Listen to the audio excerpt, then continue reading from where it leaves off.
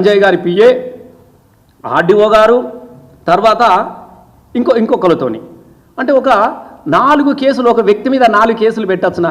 మీరే చెప్పండి. సరే, ఆయన అడగడం నేరం అయితే నేరం కాదు మీరు అనుకున్నట్టుంటే, అరే ఈయన అడిగిట్లా చేసినా అని పెడతారు. కానీ నలుగురు కూడా వాళ్ళకొని కేసు పెట్టారు అంటే మీరు 100% ముందుగాలనే బీఆర్ఎస్ పార్టీ యొక్క ఎమ్మెల్యేలు రేపు ప్రశ్నిస్తారు కాబట్టి వీళ్ళని భయభ్రాంతులకు గురి చేయాలి, వాళ్ళ మీద కేసులు పెట్టాలన్నటువంటి ఒక దుర్బుద్ధితో పెట్టినటువంటి కేసు ఇదిగా మేము భావించుకుంటా ఉంటున్నాం. ఇవాళ ఇంకా సిగ్గు లేక సంజయ్ గారు, నేను ఒకటి అడుగుతా ఉన్నా, ఇవాళ సంజయ్ గారు స్పీకర్ దగ్గరికి వెళ్ళి పాడి కౌశిక్ రెడ్డి నా మీద దాడి చేసిండు, ఈయన శాసన సభ్యత్వాన్ని రద్దే చేయాలని చెప్పేసి సిగ్గు లేక ఇవాళ పోయి స్పీకర్ గారికి ఆయన దరఖాస్తు చేస్తూ ఉన్నారు. నిజంగా నీకు సిగ్గుంటే, నీకు లజ్జ ఉంటే, నువ్వు ఒక మనిషివే అయితే నేను ఇవాళ ఒకటి నీకు సూటిగా చెప్తా ఉన్నా సంజయ్ గారు, నువ్వు ఫస్ట్ రాజీనామా అయ్యాయి. పెద్ద పొంకలాలు నీ ముఖానికి నేను కూడా 10 సంవత్సరాలు ఎమ్మెల్యేగా పనిచేసిన, నాతో పాటు 5 సంవత్సరాలు కూడా నువ్వు ఉన్నావు. కానీ ఎట్లాంటి పరిస్థితులలో నిన్ను గెలిపించిన ఒక్కసారి నువ్వు చేసుకో.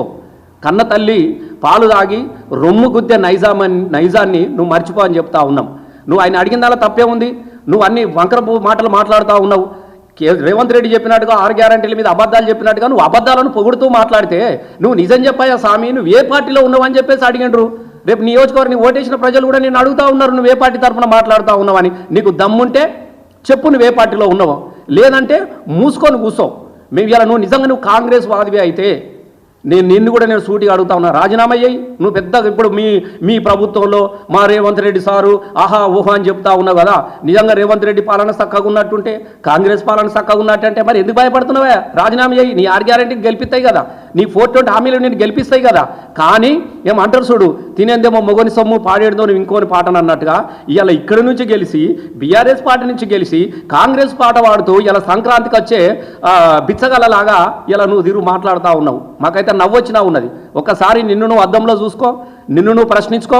నేను ఇవాళ కూడా నేను అడుగుతా ఉన్నా, నువ్వు ఒక అవ్వకే పుట్టినోనివి అయితే, నువ్వు ఒక మనిషివే అయితే ఇవాళ వెంటనే బీఆర్ఎస్ పార్టీకి రాజీనామా చేయి.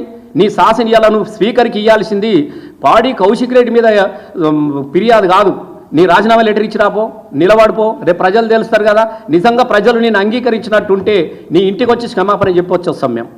నీ ఇంటికి వచ్చి ప్రజలు నేను అంగీకరిస్తే పాడి కౌశిక్ రెడ్డికి వచ్చి నువ్వు చెప్పిందే కరెక్టు, కరీంనగర్ సమీక్ష సమావేశంలో నువ్వు మాట్లాడిందే కరెక్ట్ అని చెప్పేసి నీ ఇంటికి వచ్చి క్షమాపణ చెప్పొస్తాడు.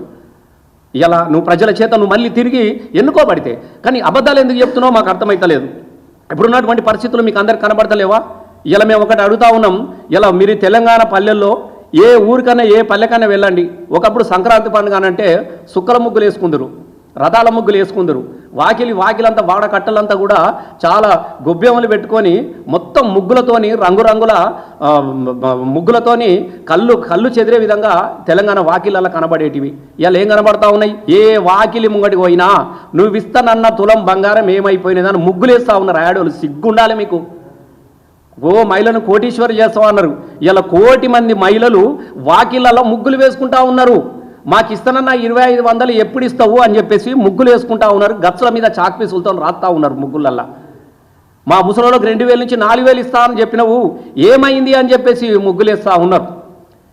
ఇలా మా ఇంటికి రుణమాఫీ చేస్తా అని చెప్పినవు, ఇలా మా ఊళ్ళో సగం కూడా రాలేదు, రుణమాఫీ ఎప్పుడు చేస్తావు అని చెప్పేసి ముగ్గులు వేసుకుంటా ఉన్నారు. ఇలా రైతు భరోసాకు దిక్కున్నదా? రైతు భరోసాకు విధి విధానాలు ఉన్నాయా? ఇలా మేము అడుగుతా ఉన్నాం, ఏ రైతుకు భరోసా, ఏం విధాలున్నాయి నీ దగ్గర? ఇవాళ వాళ్ళట విఓలు విఆర్ఓలు పోయి మొత్తం ఎంపీడీఓ గారు నోడల్ అధికారికంగా ఉండి మొత్తం పొలాల పొంట గట్ల పొంట తిరుక్కుంటా చెట్ల పొంట తిరుక్కుంటా ఆయన రాస్తాడట ఇగో ఇంతమందికి సాగున్నాయని. ఇది ఎక్కడన్నా అయ్యే పనేనా? ఇది ఎక్కడన్నా జరుగుతుందా? మళ్ళీ ఏం జరుగుతుంది? మళ్ళీ అందులో కాంగ్రెస్ వాళ్ళక ఇందిరమ్మ కమిటీలు నమోదు చేయాలి. ఏం చేయాలి? మళ్ళీ వెనక లెక్కనే కదా. అరే నాకు 10 ఇస్తాను, నాది రాయిరా, 20 ఎందుకురా, 30 రాసుకో, 10 నువ్వు తీసుకో, 10 నేను తీసుకుందాంతి, రాసి పెట్టు అని చెప్పి ఇదే కథ కదా మీరు చెప్పేది. ఇలా క్షేత్ర స్థాయిలో నీ దగ్గర లెక్కలేదా? శాటిలైట్ మీద మొత్తం మీదికే కెమెరాలు వచ్చి చూసి ఇత్తనన్నావు కదా. మళ్ళీ క్షేత్రస్థాయి పరిశీలన అనేది ఏంది అంటే కాంగ్రెస్ కార్యకర్తలు చెప్పింది రాయాలి. ఫలానోళ్ళకి ఇయ్యమని అంటే భూమిగా వీళ్ళకి సాగంటే 4 ఎకరాలు అంటే 4 ఎకరాలు రాయాలి, 5 ఎకరాలు అంటే 5 ఎకరాలు రాయాలి. మీరు లంచాలు తీసుకోవాలి, రాసిన వాళ్ళకే పైసలు ఇవ్వాలి. మళ్ళీ మీ వక్ర బుద్ధి బయటపడ్డది కదా. రేపు ఇళ్ళ పరిస్థితి కూడా గట్లే ఉన్నది. కౌలు రైతుకు దిక్కు లేదు.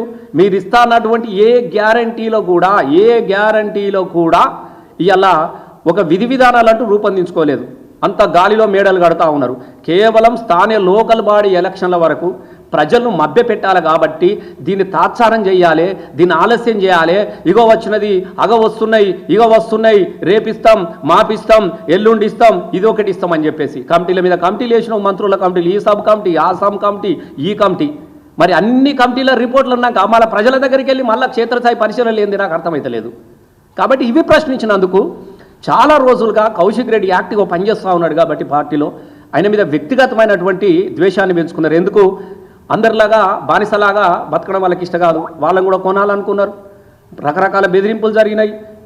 మీతో కొంతమందిలాగా మా పార్టీలకు రండి, మాకు సపోర్ట్ చేయమని అని అడిగితే నేను ఏ పార్టీలో గెలిచినో ప్రజల వైపు తెలంగాణ తీసుకొచ్చిన పార్టీలో ఉంటాం, తెలంగాణ వైపు నిలబడి కలబడతాం, కొట్లాడతామని చెప్పిండు. దానికేనా మీది?